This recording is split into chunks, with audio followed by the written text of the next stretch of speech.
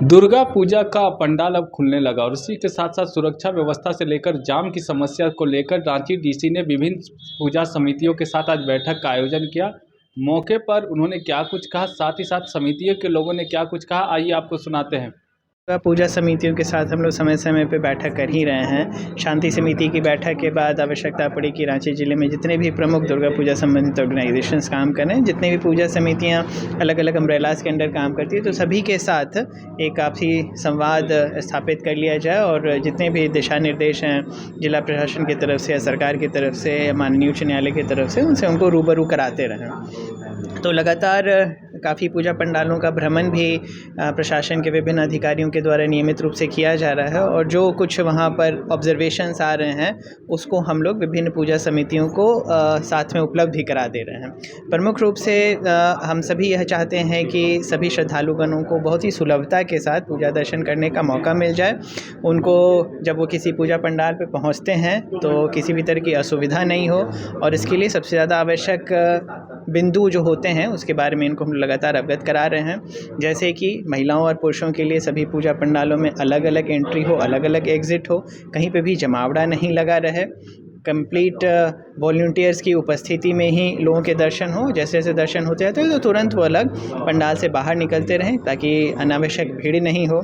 सुरक्षा के सभी उपाय जैसे कि फायर सेफ्टी के इक्विपमेंट्स वहाँ पर मौजूद रहें और उनको चलाने वाले लोग भी वहाँ पर उपलब्ध रहें। जैसे ही कोई घटना होती है तो तुरंत उस पर एक्ट अपॉन किया जा सके।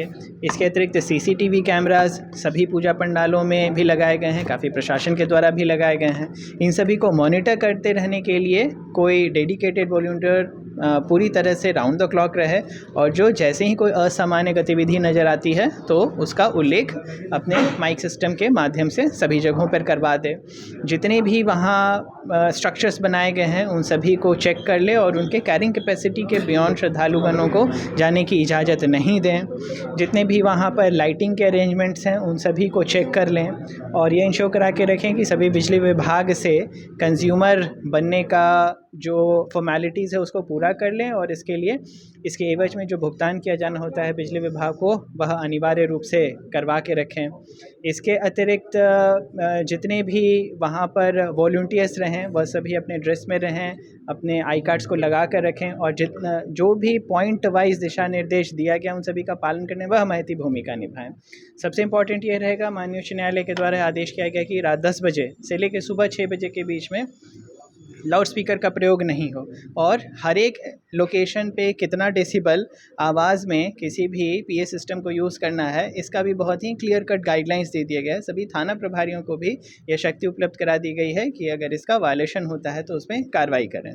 तो कुल मिलाकर सभी प्रशासनिक पहलुओं से सभी पूजा पंडालों को अवगत कराया जा रहा है और हम उम्मीद करते हैं कि सभी पूजा पंडालों के द्वारा सभी समितियों के द्वारा इसका अनुपालन किया जाएगा ताकि बहुत ही धूमधाम से दुर्गा पूजा का आयोजन हो जाए। सभी श्रद्धालुगण आते हैं, उन्हें आनंद की अनुभूति हो और दुर्गा पूजा समाप्त होने के बाद बिल्कुल अनुशासनिक तरीके से उसका विसर्जन करा दिया जाए। हम सभी अवगत हैं कि तुरंत दुर्गा पूजा ख़त्म होने के बाद यहाँ पर अंतर्राष्ट्रीय हॉकी विमेन चैम्पियनशिप भी होने जा रहा है, उसमें भी देश विदेश के खिलाड़ियों का आगमन होगा और उस समय के लिए शहर पूरी तरह से तैयार है। ये हम सभी की महती जिम्मेवारी रहेगी। तो मैं आप सभी को दुर्गा पूजा की ढेर सारी बधाइयाँ देना चाहता हूँ, शुभकामनाएं देना चाहता हूँ। सभी पूजा समितियों को बधाइयाँ देना चाहता हूँ। बहुत मेहनत से उन लोगों ने पिछले कई महीनों से लग कर अपने पूजा पंडालों को बहुत ही खूबसूरत स्वरूप दिया है। तो आइए हम सभी उसका आनंद लें। माता दुर्गा की कृपा बनी रहे। ट्रैफिक को लेकर क्या व्यवस्था की? ट्रैफिक व्यवस्था को लेके बहुत पॉइंट्स पे बैरिकेडिंग कराई गई है। इसके अतिरिक्त एसपी ट्रैफिक के द्वारा विभिन्न क्षेत्रों में जहां पार्किंग की व्यवस्था की जानी है उसका डिटेल रिपोर्ट सबमिट किया है और वह अखबारों में भी आज निकाल दिया गया है। सभी से ही अनुरोध रहेगा कि कृपया इन ट्रैफिक नियमों का अनुपालन करें। इस दौरान जितनी भी वर्क एजेंसीज़ हैं, रोड डिपार्टमेंट के, जुडको के, एनएचएआई के, उन सभी को भी निर्देश किया गया था और उनके द्वारा भी लगातार जगह जगह सड़कों की मरम्मती कराई जा रही है, गड्ढों को भरा जा रहा है।